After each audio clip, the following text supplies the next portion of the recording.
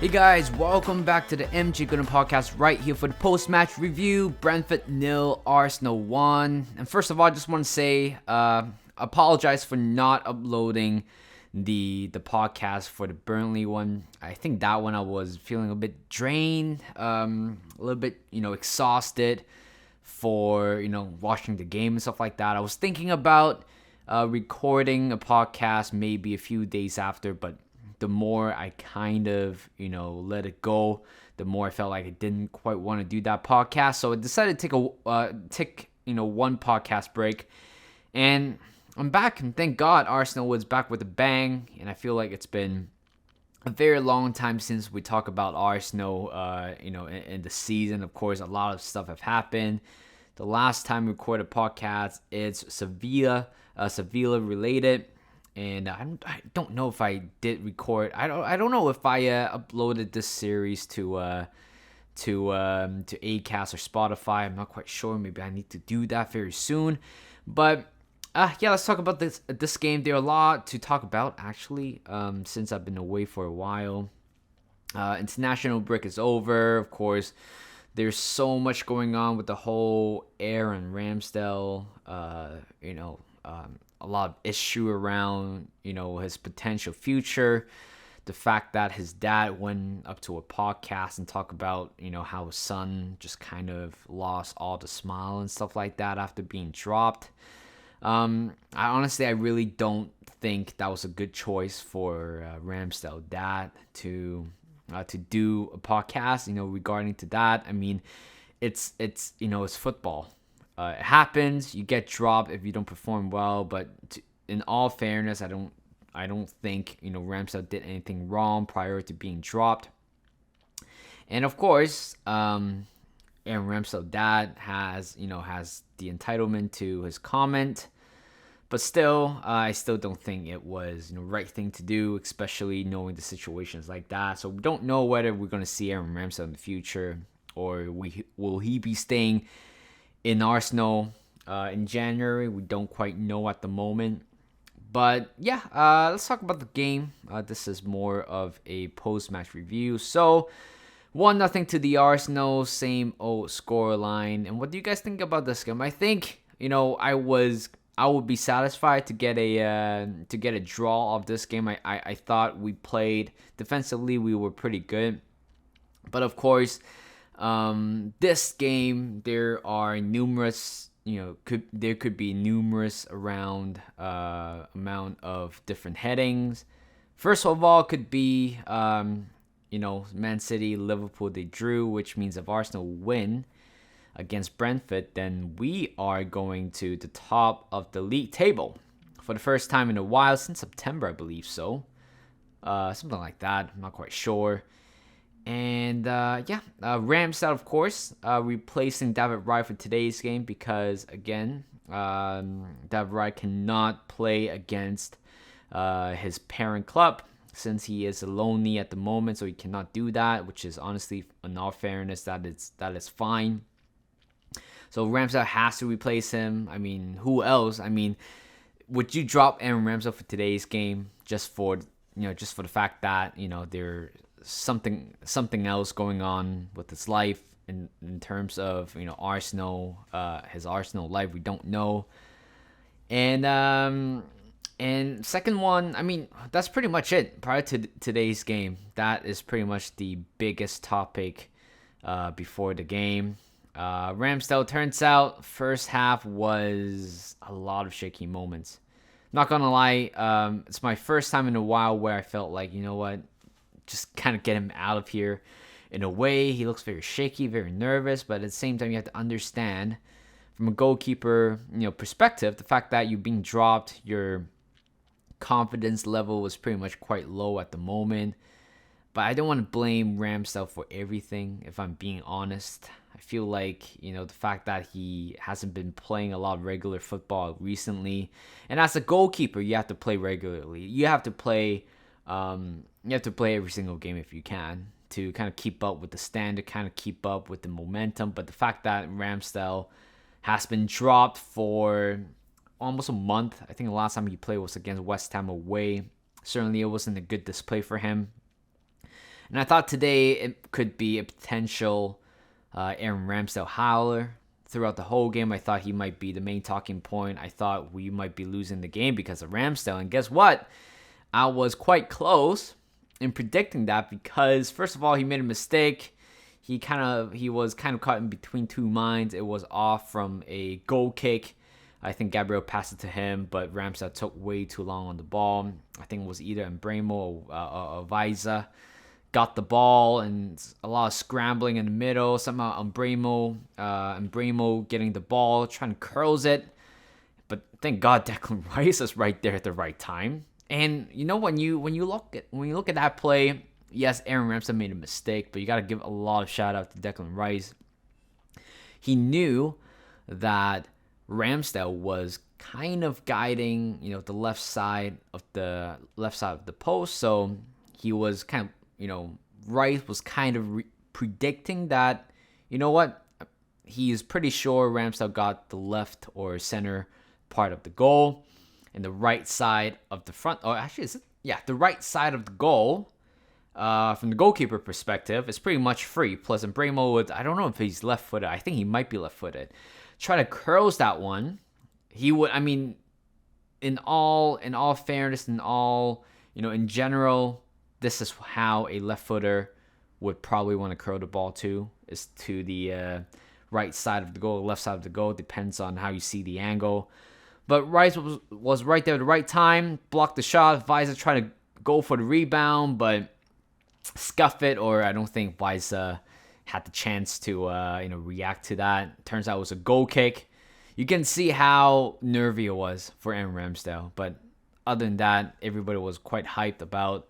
Was very hyped about the fact that Raya saved us in the ass for a second. Later on, somehow, Ramsdale made another howler, trying to make a throw, but he was caught in between two minds again. I'm sure he saw somebody was free, probably Jesus or Martinelli, but realized he's not free, and that's why he kind of threw the ball halfway through, and I thought, oh no, not again. And that was pretty much strike two for Aaron Ramsdale, because if we make another mistake like that, I'm sure his I'm sure his career at Arsenal, it's pretty much gone. Just like that, it's gone. And you can see, I think after the first mistake that he made, I think Arteta was kind of giving that look, giving that expression where, it looks like, Ramsdale could be on his way out.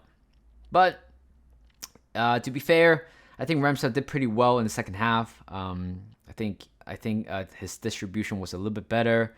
I don't think there were a lot of challenging save for him on this side. And also, I think his distribution was good. I think I talked about that.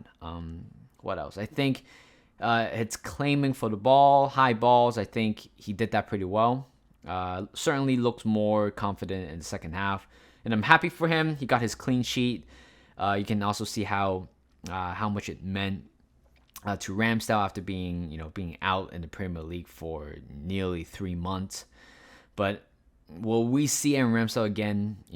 For the rest of December, we don't know. If we somehow in the next game, I think we're playing against RC Lens in the Champions League. If we win this game, qualify it without thinking about ending in second or first place, then I'm sure Ramsdale might play the last game of the Champions League group stage. But other than that, I don't quite see him being back in the squad. And let's talk about Raya for a bit, even though it's not quite related to the game. But of course, Raya couldn't play, but at the same time, I think it's pretty much a here we go very soon from Fabrizio Romano that Arsenal's about to trigger that buy option clause. I believe 27 million for David Raya. If Arsenal sign him permanently, then I'm sure Aaron Ramsdale is pretty much out the door. I don't think Ramsdale will stay beyond another year. Definitely, I do not want to see that. I'm sure he wants to go to Euros. I'm sure he wants to play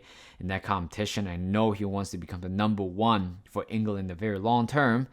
So I'm sure Ramsdale might be heading out the door very soon. And no matter how much I don't want that situation to turn out to be, but if Arteta thinks that this is the right decision, then so be it. What else in the first half? So Aaron Ramsdale topic's pretty much done and dusted. Let's move on. I think in the first half we just couldn't really create a lot of chances. I thought Zinchenko today play pretty well, if I'm being honest. There's a ball he whipped it into Trossard, who played as the left central midfielder, which I didn't quite see him doing that. I felt like the last time Trossard played as a left center mid was against Brighton at home, which we lost 3-0. And yeah, I think Zinchenko did pretty well defensively, even though there was a little bit of a mishap in the back, which I'll talk about that later in the game. We got a few chances. I felt like Jesus was not on par. Same as so does Martinelli. I thought Saka was quiet. Odegaard was quiet. Again, the main part of the game that you look at is pretty much our back four, including Declan Rice. I thought defensively we were immense. Tomiyasu was great. Definitely, in terms of offensively, I don't think Tomiyasu offered a great deal compared to Ben White. But when you ask Tomiyasu to do all the basic defensive work at the back, he would deliver. And Tomiyasu did that exactly. Saliba, Rolls Royce, as always. Gabriel, a big unit. Zinchenko, a much better game defensively for him and offensively for him as well.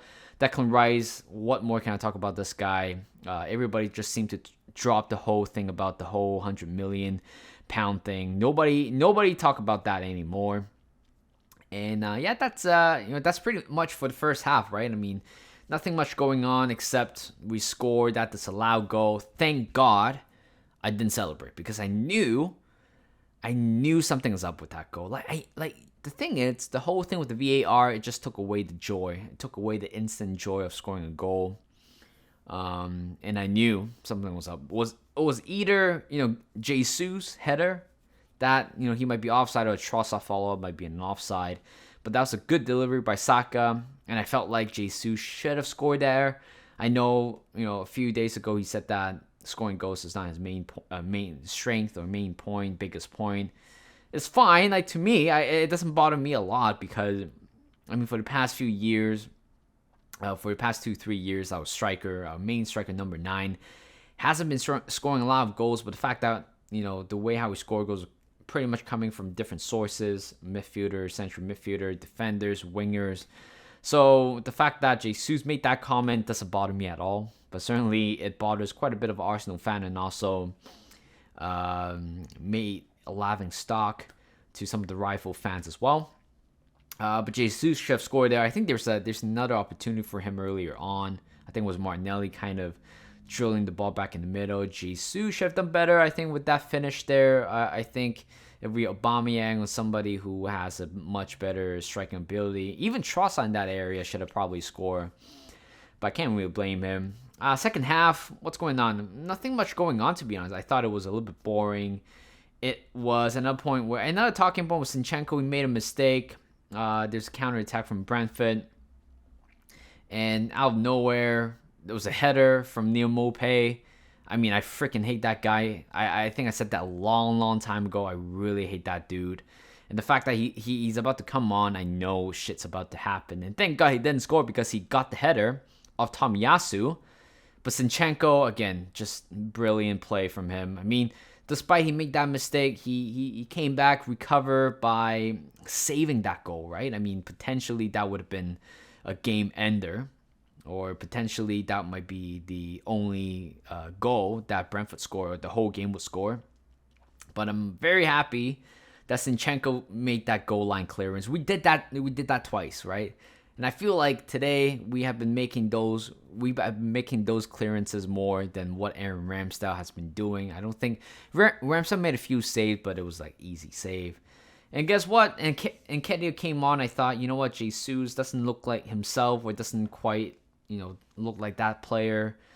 Subbing him off, I think it was fair. Giving Eddie a go, and I think Eddie was okay. I felt like there was a chance he shot right outside the box. I thought he should have done better, but at the same time, it's Eddie. Sometimes he can't really offer too much around that area. But in general, I think Eddie I thought he did pretty well. And then I was calling for Havertz to come on. I felt like this game should be a Havertz game in the last 25-30 minutes. But Havertz didn't come on until the last 15 minutes. I thought, come on, if anything else could happen to him, he can be the one. He can be the one who decides. And guess what? 88th minutes in, Saka whips it in to Kai Havertz, who finally making that crucial one at the back post, and he did that, and he scored a winner in between the legs of Flecken, the Brentford goalkeeper, and we score in the last minute. Who would have thought it was Kai Havertz? I saw him, scoring as a left back last weekend for Germany. I thought, you know what, if he scored that goal, it doesn't matter what position you play, but I know after he scored that goal, his confidence might come back. And guess what? He did. He scored. Doesn't matter how he scores, scrappy, however you guys want to call it, doesn't matter. We score, and we won the game by 1-0 in the end. And Thomas Frank in the post-conference, I really like Thomas Frank. I thought he's a brilliant coach with the amount of money he has to work around. Again, the whole thing about money ball for Brentford just kind of worked perfectly for Thomas Frank. Thomas Frank was very honest about the whole thing. I think either side, can be either side to win this game, and I thought Brentford might probably had a much better chance than we do, given that we have two goal line clearances. But it was just Brentford defense has been immense. I think their left back, right back was able to contain both Martinelli and Saka. But again, Saka, it's a big game player, even though he might be quite quiet throughout the whole game, but it just only takes him one whip, one cross for him to make an assist. And that's how we won the game 1-0. And we are at the top of the league table because City and Liverpool drew. I thought Man City won. I have a game. I mean, I woke up, right, 30 minutes, or actually, 1 hour into the game. It was in the second half. I saw it was 1-0. Went back to sleep, and I have a quick dream that Haaland scored an immediate goal. And when I woke up, they drew 1-1. That was a perfect opportunity for Arsenal because that was that is a perfect scoreline for Arsenal to try to get something out of the Brentford game. Try to keep the momentum going. I mean, I feel like every time we come back from a international break, we just kind of look a little bit off. But I'm glad, even though today is pretty much a very off game, a very unconvincing win as usual, but we got the result. That's all that matters, and we are top of the league table. And on Wednesday, we're playing against RC Lens. I believe we're not quite qualified yet, but after, hopefully, if we beat them, if we do, then I'm sure we definitely qualify. Plus, I think we will be qualified as a first place team. So let's do that. Let's try to make easy for ourselves in the next few games. I think in the next Premier League we're playing against Wolves and then Luton Town and then Brighton or Aston Villa, either one of them. So that's all for today's podcast. Thank you guys for listening. Do all the good stuff to the channel, and I'll see you guys in a bit.